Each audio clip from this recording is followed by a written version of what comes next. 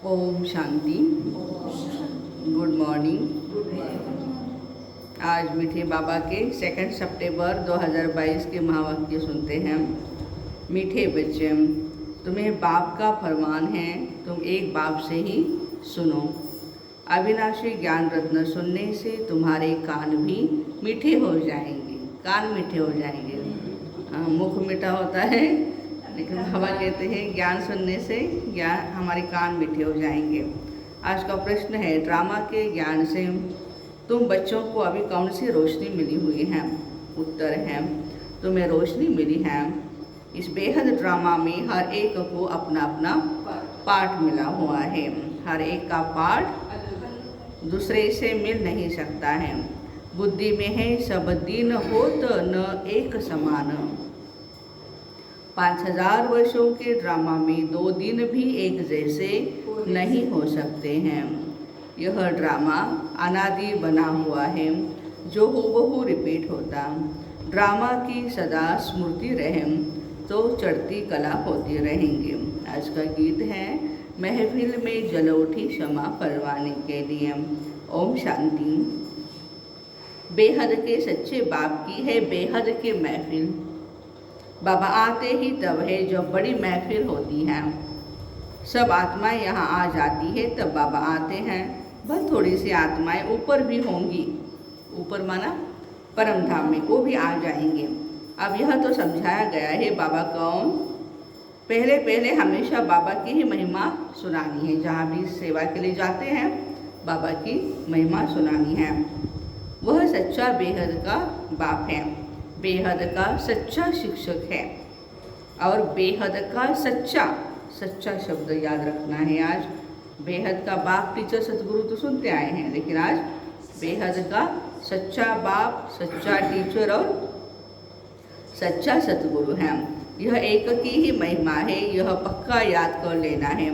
नाम भी हमेशा शिव बाबा का ही लो। जब गिनती करते हैं तो बिंदी को शिव कहते हैं। एक के ऊपर एक बिंदी, एक शिव 10, एक के ऊपर 2 शिव 100, एक के ऊपर 3 शिव 1000। ऐसे व्यापारी लोग पहले के ज़माने में 0 नहीं कहते थे या शून्य नहीं कहते थे, क्या कहते थे? शिव। तो बेहद का बाप शिव है, वो है बेहद का शिक्षक। हमको सृष्टि के आदि मध्य अंत तीनों कालों की समझानी देते हैं। हिस्ट्री और ज्योग्राफी होती है ना। सतयुग में कौन राज करते थे, कितने इलाके पर राज्य करते थे? तुम कहेंगे सतयुग में देवी देवताएं सारे विश्व पर राज्य करते थे। दिखलाया जाता कौन कौन कहाँ कहाँ राज्य करते थे। जैसे बड़ौदा वाले बड़ौदा पर राज्य करेंगे। हर एक स्टेट के अलग अलग राजाएं थे। यहाँ तो टुकड़े टुकड़े हैं, वहाँ ऐसे नहीं हैं। वहाँ है सारे विश्व के मालिक और कोई धर्म नहीं होता। बाकी राजाएं क्यों नहीं होते? हर एक को अपना वर्षा मिलेगा। पहली मुख्य बात है, ऊंचते ऊंच शिव बाबा जो सच्चा बेहद का बाप है, बेहद की शिक्षा देने वाला, जो सृष्टि के आदि मध्य अंत की नॉलेज समझाकर त्रिकालदर्शी बनाते हैं। दुनिया में त्रिकालदर्शी कोई भी मनुष्य नहीं है। जो रचता और रचना के आदि मध्य अंत को जानता हो, वो बेहद का सतगुरु है। सबको साथ ले जाने वाला पंडा भी है। कौन कौन है? बाबा की आज महिमा क्या क्या आई है मुरली में। सृष्टि के आदि मध्य अंत को समझाने वाला त्रिकालदर्शी, त्रिकालदर्शी बनाने वाला है। फिर बेहद का सतगुरु है, सबको साथ ले जाने वाला पंडा है। वह सब है जिस्मानी पंडे, ये है रूहानी। गीत में भी सुना, चारों धामों का जन्म जन्मांतर चक्र लगाया। तीर्थ कोई कहाँ चारों तरफ है ना। चारों तरफ के चक्कर लगाए फिर भी भगत लोग भगवान से मिल नहीं सके। भगवान आते ही है इस समय, उनको पतित पावन कहा जाता। कलयुग को सतयुग बनाने वाला हमारा बाबा भारत में आए हैं। भारतवासियों को फिर से हीरे जैसा स्वर्ग का मालिक बनाते हैं। ऐसे बाप को न जानने के कारण साधु संत आदि परमात्मा को सर्वव्यापी कह देते हैं। तुम बच्चे बाप को बच्चे कहते हैं। तुम बच्चे कहते हो बाबा ने ब्रह्मा के मुख द्वारा हमें अपना बनाया है। हम ईश्वर के कुटुंब के ठहरे, ये भी नशा रहना चाहिए। हम किसके कुटुंब के हैं? ईश्वर के कुटुंब के हैं। तुम हो शिववंशी, फिर बनते हो ब्रह्मा कुमार कुमारी। इनको कहा जाता है अविनाशी संतान। आत्मा भी अविनाशी है, बाप भी अविनाशी। आत्मा एक शरीर छोड़ दूसरा लेती है। ये देवी देवता धर्म जो सतो प्रधान थे वही सतो रजो तमो में आते हैं। विकारों की खाद पड़ने से फिर तमो प्रधान बन जाते हैं। खाद पड़ती है आत्मा में, न कि शरीर में। आत्मा में खाद पड़ते पड़ते जैसे आत्मा विकारी बन जाती है, फिर शरीर में, शरीर के साथ उसको भोगनी पड़ती है। ऐसे नहीं कि आत्मा निर्लेप है, आत्मा ही पुण्यात्मा और पापात्मा बनती हैं। बोलो, हम जो आपको सुनाते हैं वही सुनो। क्यों? 2500 साल हम सुनते ही आए हैं, भटकते ही आए हैं, भगवान को पाए नहीं हैं। अभी तो भगवान मिल चुके हैं, तो बाबा कहते हैं कोई सुनने की बात नहीं है, बाहर की बातें। मैं जो सुना रहा हूँ सत्य वचन है ना, सत्यम शिवम सुंदरम, जो सुनाते वही सुनते रहे। हमको और किसका भी सुनना नहीं, सुनते सुनते थक गए हैं। अभी बाबा का फरमान है तुम किसी का भी नहीं सुनो। तुम जो बोलेंगे शास्त्रों की बात बोलेंगे, वो तो जन्म जन्मांतर हम सुनते ही आए हैं, धक्के खाते ही आए हैं। बेहद का बाप तो एक ही है, हम ऐसे बाबा की सुनेंगे वह तुम्हारी सुनेंगे। हम आपको सुनाने वाले हैं, न कि सुनने वाले, ये भी बोलना है। हम सुनाने वाले हैं। समझाना है प्रजापिता ब्रह्मा के इतने ब्रह्मा कुमार कुमारियाँ हैं, तो जरूर भाई बहन ठहरे। दादे का वर्षा मिलता है ब्रह्मा द्वारा, दादे का वर्षा बाप बिगर कैसे मिलेगा? बहुत कहते हैं हम तो सीधा दादे से लेंगे, हमारा कनेक्शन सीधा शिव बाबा से है, ब्रह्मा बाबा से कुछ कनेक्शन नहीं। ये कहना भी बहुत रॉन्ग है। हम ब्रह्मा कुमार कुमारी हैं, ब्रह्मा भोजन खाने वाले हैं, ब्रह्म ज्ञान सुनने वाले हैं और ब्रह्म मुहूर्त पे उठने वाले हैं। तो ब्रह्मा से हमारा बहुत गहरा कनेक्शन है। हम डायरेक्टली दादे से वर्षा नहीं ले सकते हैं। पोतरे और पोत्रियां दोनों को हक मिलना है। बाबा बिगर फिर दादा कहाँ से आएगा? पहले बाप का परिचय देना है। वह है गीता का भगवान, बेहद का सच्चा बाप, बेहद की शिक्षा देने वाला बाप। बूढ़ी बूढ़ी माताओं के लिए बहुत सहज करके समझाते हैं, क्योंकि माताओं की बुद्धि में इतना बैठता नहीं, तो बहुत सहज करके बतलाते हैं। यह है संगम, जबकि बाप बैठ पतितों को पावन बनाते हैं। इनको कुंभी पाक नर्क कहा जाता है। खाली नर्क नहीं है, लेकिन कुंभी पाक नर्क। यह सारी दुनिया विषय वैतरणी नदी है, बाकी कोई पानी की नदी नहीं है। इसको विषय सागर भी कहते हैं। परमपिता परमात्मा ज्ञान का सागर, रावण है विषय सागर। उनसे विकारों की नदियाँ बहती है। देखो, रावण से क्या होता है? विकार की नदी बहती है। इस समय जो आसुरी संप्रदाय है वह विषय सागर में गोता खा रहे हैं। दुख ही दुख है। इन बातों को भी कोटों में कोई ही समझेंगे, कई तो बहुत अच्छे बनकर फिर आश्चर्यवत सुनंती कथनती और फिर भागंती हो जाते हैं। कहते भी हैं हम स्वर्ग के मालिक बन रहे हैं, फिर भागंती हो जाते हैं। युद्ध के मैदान में कोई सबकी जीत तो नहीं होती, दोनों तरफ से कोई मरेंगे कोई जीतेंगे, माया की तरफ से और शिव बाबा की तरफ से। हाँ, पहलवान होंगे तो जास्ती को मारेंगे। हाँ, यदि पहलवान है, अच्छा सैनिक सिपाही अच्छा है, तो दुश्मन को क्या करेगा? अच्छी तरह से मारेगा। कमज़ोर होगा तो दुश्मन से मार खाएगा। कमज़ोर जो होते हैं वह जास्ती मरते हैं। यहाँ भी जो कमज़ोर है वह झट मर पड़ते हैं। माना ज्ञान योग की ताकत नहीं है तो कुछ न कुछ कारण हो जाता है और भगवान को छोड़ करके उस पुरानी दुनिया में चले जाते हैं। यहाँ तुम्हारी है रावण से लड़ाई, काम से हराया तो बहुत बड़ी चोट लग पड़ती है। बॉक्सिंग होती है ना, कोई तो बेहोश हो जाते हैं फिर आवाज़ करते, कोई फिर खड़े हो जाते हैं। यहाँ भी काम की चोट खाई तो बड़ा जोर से धक्का आ जाता है। बहुत काला मुंह हो गया। क्रोध पर इतना नहीं कहेंगे जितना बाबा काम विकार पर समझाते हैं। ये है बहुत बड़ा दुश्मन, बहुत दुख देने वाला है। आज दुखी दुनिया क्यों है? विकारी है। इसलिए काम कटारे से ही बहुत दुखी हुए हैं, काम विकार से ही पतित बने हैं। नानक ने भी कहा ना, मूत पलीती कपड़ धोए। जो आत्माएं बिल्कुल गंदी हो गई है उसको स्वच्छ करने का काम परमात्मा करते हैं।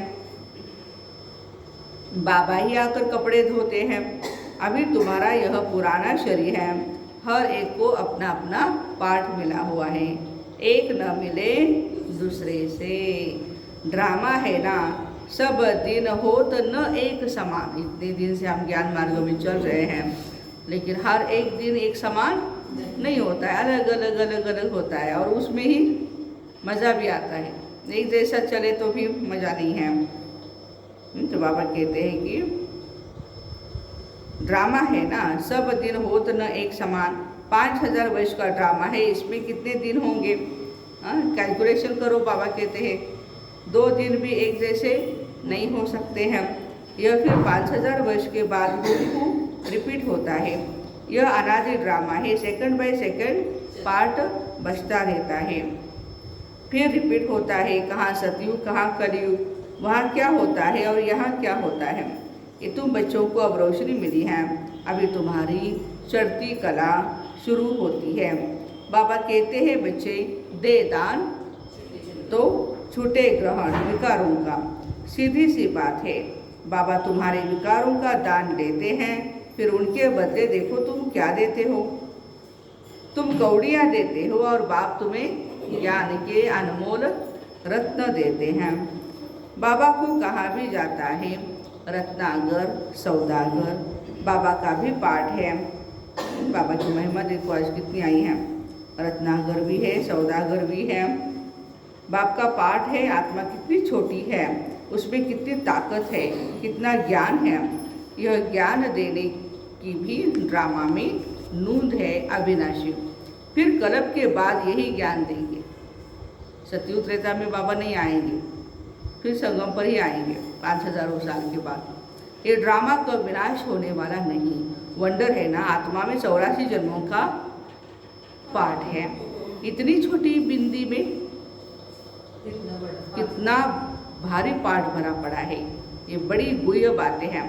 तो पहले शिव बाबा का परिचय देना है। विष्णु व शंकर तो ज्ञान दे न सके, ज्ञान का सागर कहाँ ही जाता है एक निराकार परमात्मा को। उनसे ही तुम ज्ञान गंगाएं बनती हो।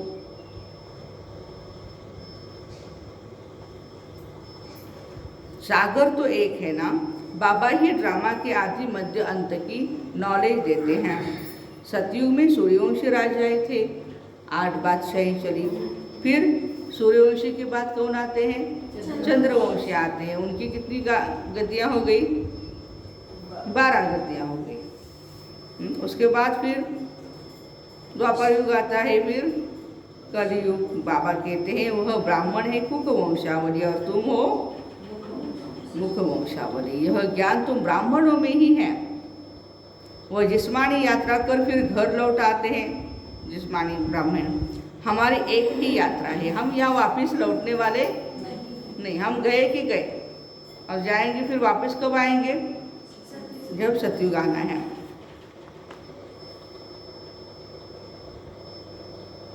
एक ही बार यह अमर लोक की यात्रा करते हैं, फिर लौटकर इस मृत्यु लोक में नहीं आना है। अमर लोक स्वर्ग को कहा जाता है। वहाँ कोई यात्रा होती नहीं, वहाँ भक्ति भी नहीं। ये है ब्रह्मा की रात जिसमें भक्ति के धक्के हैं। चारों तरफ फेरे लगाए फिर भी हरदम कहाँ भटके हम भगवान को मिलने के लिए, इधर उधर इधर उधर। अभी स्वयं भगवान हम बच्चों को मिले हैं। स्वर्ग का मालिक बनाने वाला बाप नहीं मिला। तुम पुकारते हो हे पतित पावन, आओ आकर क्या करो? हमें पावन बनाओ। फिर तुम गंगा स्नान करने क्यों जाते हो? वह तुम्हें पावन कैसे बनाएगी? अगर गंगा से पावन हो सकते तो पतित पावन को क्यों बुलाते हो? कितने लाखों आदमी जाते स्नान करने। पतित पावन सर्व का सद्गति दाता एक ही है, बाकी है भक्ति के धक्के। तो युक्ति से प्रश्न पूछना चाहिए तो समझेंगे यह तो बड़े कायदे से पूछते हैं। जबकि एक पतित पावन को बुलाते हैं तो फिर अनेकों के पास धक्के क्यों खाते? बाबा कहते मैं आता हूँ तुमको पावन बनाकर स्वर्ग का मालिक बनाने। तो अंदर में बहुत खुशी होनी चाहिए। क्या बनने जा रहे हैं? मालिक। हाँ? बाबा हमको पावन बनाकर स्वर्ग का वर्षा दे रहे हैं। लक्ष्मी नारायण बरोबर स्वर्ग के मालिक थे ना, उन्होंने बाबा से वर्षा मिला था। तुम ये प्रश्न पूछ सकते हो, यह जो लक्ष्मी नारायण स्वर्ग के मालिक थे तो जरूर उनकी प्रजा भी होगी। सतयुग आदि में तो था ही उनका राज्य। अभी तो संगम पर बैठे हो, यहाँ तो प्रजा का प्रजा पर राज्य है, लोकशाही। विनाश भी सामने खड़ा है। कलब कलब के संगम युगे बाबा आते हैं, आकर सहज राजयोग सिखलाते। तुम जीवन मुक्ति पाते हो, बाकी सब मुक्ति में जाएंगे। भारत सुखधाम थाना अब तो दुख धाम है। देवी देवता धर्म तो है नहीं, फिर स्थापना होनी है। तुम बच्चे राजयोग की शिक्षा ले राज्य भाग्य ले रहे हो। राजयोग की शिक्षा ले राज्य भाग्य ले रहे हो।